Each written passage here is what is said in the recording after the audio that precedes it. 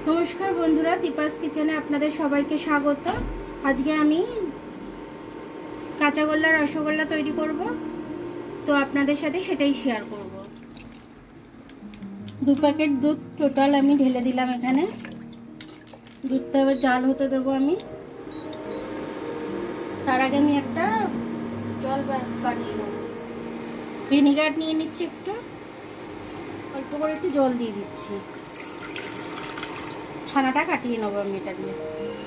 দুধটা আমার ফুটে গেছে, এবার আমি দুধটা ভিনিগারটা দিয়ে দেব। ভিনিগারের জলটা মিশিয়ে রেখেছিলাম, ওটাকেই আস্তে আস্তে আমি দিয়ে দিচ্ছি।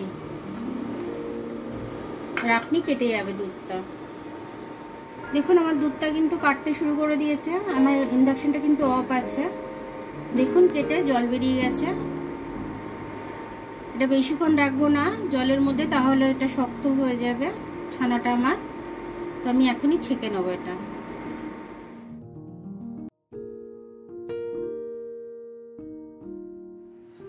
আমি এটা স্ট্যান্ড এনে নিয়ে নিয়েছি, এবার আমি ধুয়ে নেবো ঠান্ডা জল দিয়ে। এবার আমি এটা শক্ত কিছু মানে নোড়া দিয়ে আমি এটা জলটা ঝরতে দিলাম। এটা ঝরিয়ে নিয়েছিলাম ছানাটা আমার।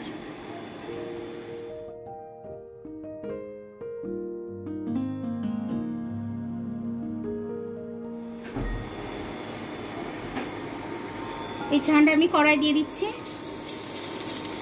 এর মধ্যে আমি একটু কনডেন্স মিল্ক দিয়ে দেবো।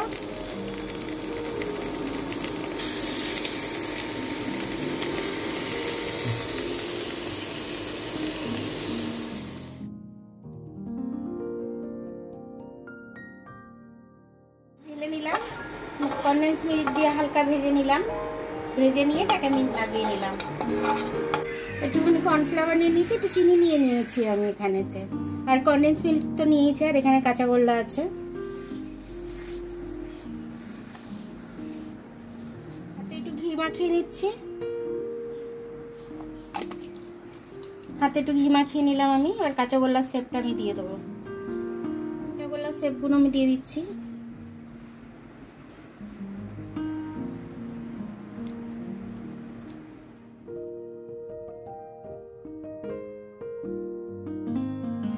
দশমী স্পেশাল আমি মিষ্টিটা কাঁচাগোল্লাটা বানালাম।